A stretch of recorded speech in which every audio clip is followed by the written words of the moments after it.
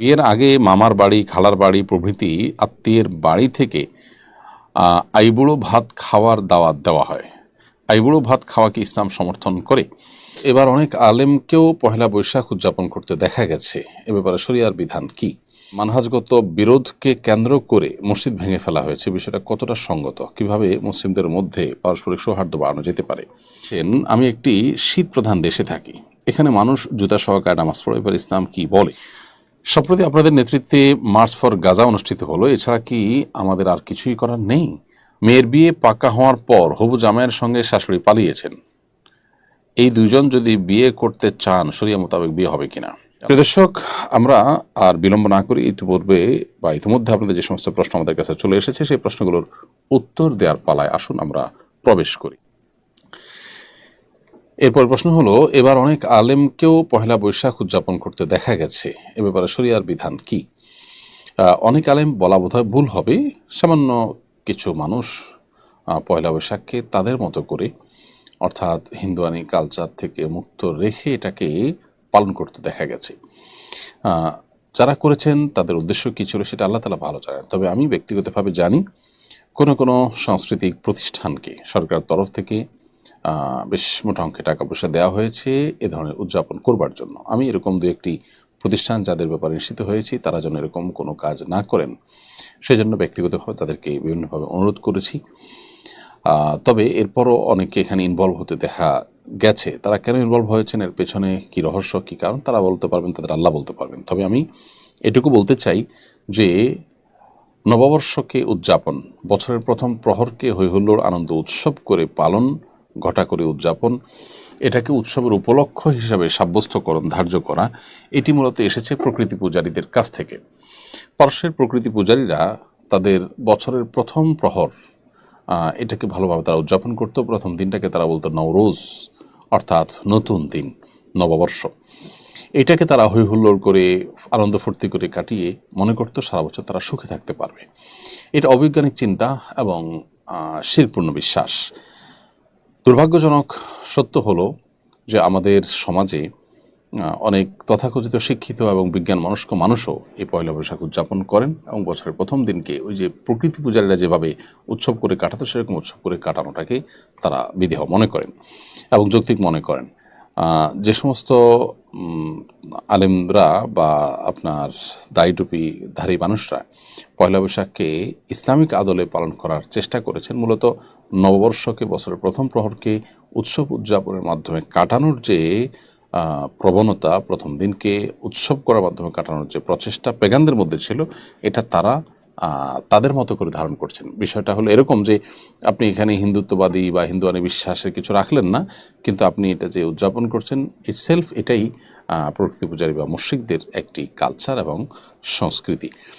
তো কেউ ভালো উদ্দেশ্যে করে থাকলে আল্লাহ তাআলা তার কাছে আল্লাহ তাকে মাফ করতে পারেন। তবে আমাদের মনে হয় এটা একটি ভুল কাজ যে পয়লা বৈশাখ বাংলাদেশে মানুষ এখানকার হিন্দুত্ববাদী বিশ্বাস যেটাকে চাপিয়ে দেওয়ার চেষ্টা করা হয়েছে, বিভিন্ন প্রতিমা, বিভিন্ন প্রাণী পূজনীয় হিন্দুদের কাছে সেসব কিছুর মুখোশ, এগুলো নিয়ে যে মহড়া দেওয়া হতো, তথাকথিত মঙ্গল শোভাযাত্রা করা হতো, সেটাকে দেশে মানুষ নানাভাবে প্রত্যাখ্যান করেছে এবং প্রত্যাখ্যাত হয়ে সেটাকে আলেমুল আমাদের মাধ্যমে, কিছু দাড়ি টুপিওয়ালা মানুষের মাধ্যমে ভিন্ন আঙ্গিকে সমাজে জিয়ে রাখার এবং ধরে রাখার এবং প্রতিষ্ঠা করার একটা চেষ্টা আমরা দেখতে পেয়েছি। এই চেষ্টার সাথে যারা সামিল হয়েছেন তারা আমার মনে হয় ভুল করেছেন এবং প্যাগানদেরই, আপনার সেই প্রকৃতি পূজারীদেরই আনন্দ এবং উৎসবে তারা সামিল হয়েছেন। আল্লাহ তাআলা তাদেরকে হেদায়েত দান করুন এবং সঠিক বুঝ দান করুন। ব্রাহ্মণবাড়িয়ায় মানহাজগত বিরোধকে কেন্দ্র করে মসজিদ ভেঙে ফেলা হয়েছে, বিষয়টা কতটা সঙ্গত? কিভাবে মুসলিমদের মধ্যে পারস্পরিক সৌহার্দ্য বাড়ানো যেতে পারে? খুবই দুর্ভাগ্যজনক একটি ঘটনা এটি। আমি এই ঘটনার তীব্র নিন্দা জানাচ্ছি এবং আমি মনে করি কোনো আকিদা, কোনো বিশ্বাসের মানুষের উপাসনালয়ে আঘাত করা এটা ইসলামের শিক্ষা নয়। আপনার যদি কারোর সাথে বিরোধ থাকে, ভিন্নমত থাকে, আপনি যদি মনে করেন কেউ ভুল করছেন, বাড়াবাড়ি করছেন, তাহলে সেক্ষেত্রে সেটার প্রতিকারের হাজারো উপায় আপনি বের করতে পারেন, কিন্তু উপাসনায় আঘাত করা এটা কোনো প্রতিকার হতে পারে না। আমরা যে ইসলামের অনুসারী, সেই ইসলামের শুরু থেকে আজও পর্যন্ত নবী করিম সাল্লাল্লাহু আলাইহি ওয়াসাল্লাম, সাহাবা ইকরাম কেউ অন্য ধর্মাবলম্বীদের উপাসনালয়ে আঘাত করেছেন এরকম কোনো ঘটনা আমরা দেখাতে পারবো না। মসজিদের দেরার ছাড়া দুটি আল্লাহর নির্দেশে মুনাফিকদের তৈরি একটা ষড়যন্ত্রের ঘর, সেটি ছাড়া অন্য কোনো ধর্মীয় উপাসনালয়, অন্য ধর্মের মানুষের উপাসনালয়ে আঘাত করা, এটা নবী সাল্লাল্লাহু আলাইহি ওয়াসাল্লাম শিক্ষা নয়। এমনকি জিহাদের ময়দানে নবী সাল্লাল্লাহু আলাইহি ওয়াসাল্লামের সুস্পষ্ট নির্দেশনা ছিল, যদি কেউ কোনো অন্য ধর্মাবলম্বীদের গির্জায় বা কোনো উপাসনালয়ে আশ্রয় নেয় বা সেখানে গিয়ে ইবাদতরত থাকে, তাহলে তাকে হত্যা করা যাবে না। তাহলে আমাদের মুসলমান ভাই একই কেবলাকে আমরা কেবলা হিসাবে মানি, আমাদের আল্লাহ এবং রাসূল এক, আমাদের মৌলিক সব বিশ্বাসগুলোতে আমাদের ঐক্যমত রয়েছে।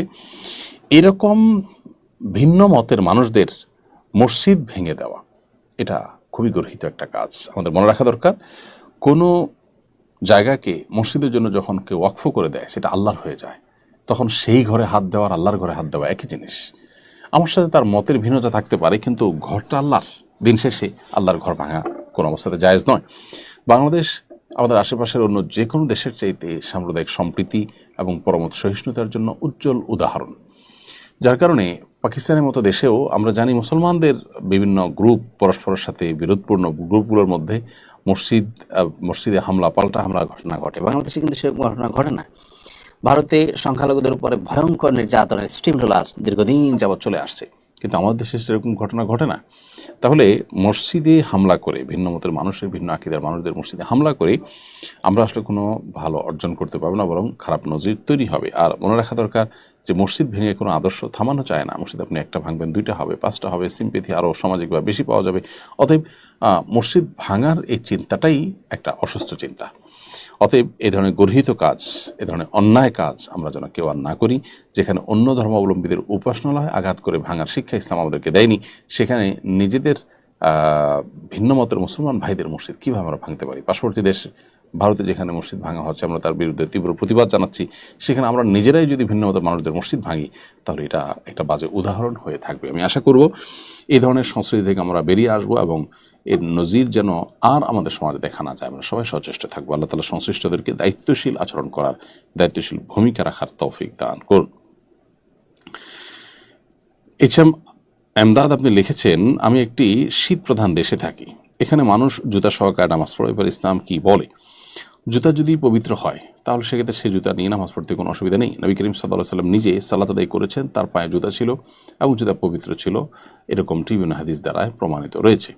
অতএব জুতা যদি মোটামুটি সফট থাকে, যেটা নিয়ে রুকু সিজদা বৈঠক আপনি সব কিছু করতে পারেন, সেটা যদি পবিত্র হয়, সেই জুতা পড়তে কোনো অসুবিধা নেই। তবে হ্যাঁ, যে জুতা পরে নামাজ পড়তে গেলে আপনার বৈঠক করতে পারবেন না, রুকু সিজদা করতে পারবেন না ঠিক মতো, সেটা আপনি পরবেন না। অবশ্যই আপনার রুকু সিজদা যেন ঠিক মতো করতে পারেন, সেটি এনশিওর করে জুতা পবিত্র হলে সেটা নিয়ে নামাজ আদায় করতে পারবেন।